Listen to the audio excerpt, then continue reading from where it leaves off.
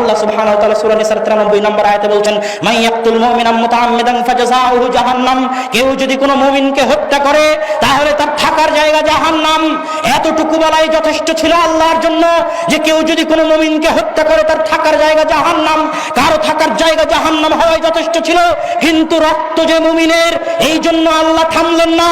আল্লাহ বললেন খালিদান ফিহা, শুধু জাহান্নামে যাবে না, জাহান্নামে চিরস্থায়ী থাকবে।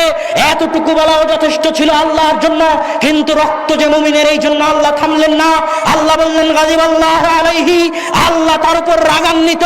কারো উপর আল্লাহর রাগান্বিত হওয়াটাই যথেষ্ট ছিল, কিন্তু রক্ত যে মুমিনের, এই জন্য আল্লাহ থামলেন না। আল্লাহ বললেন লানাহু, আল্লাহর অভিশাপ তার উপর বর্ষিত হোক। কারো উপর আল্লাহর অভিশাপ বর্ষিত হওয়া যথেষ্ট ছিল, কিন্তু রক্ত যে মুমিনের, এই জন্য আল্লাহ থামলেন না।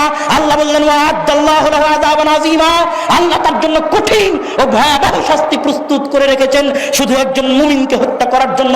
আল্লাহ এতগুলো বিষয় বললেন, 1 জাহান্নামে যাবে, 2 চিরস্থায়ী জাহান্নামে থাকবে, 3 আল্লাহ তার উপর রাগান্বিত, 4 আল্লাহর অভিশাপ তার উপর বর্ষিত হবে, 5 তার জন্য আল্লাহ কঠিন শাস্তি প্রস্তুত করে রেখেছে। কেন?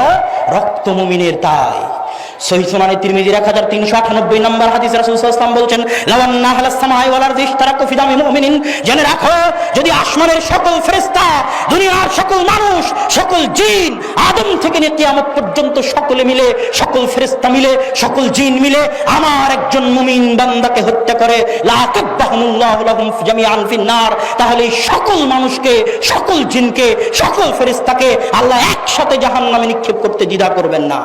রক্ত মুমিনের। তাই আর এক হাদিসে রাসূল সাল্লাল্লাহু আলাইহি ওয়াসাল্লাম বলছেন, লা যাওয়ালুদ দুনিয়া আও লা হাদামুল কাবা আহওয়ানু ইনদাল্লাহি মিন দামি মুমিনিন, আল্লাহ সুবহানাহু ওয়া তাআলার নিকটে কাবা ঘরের চাইতেও, সারা দুনিয়ার চাইতেও একজন মুমিনের দাম বেশি।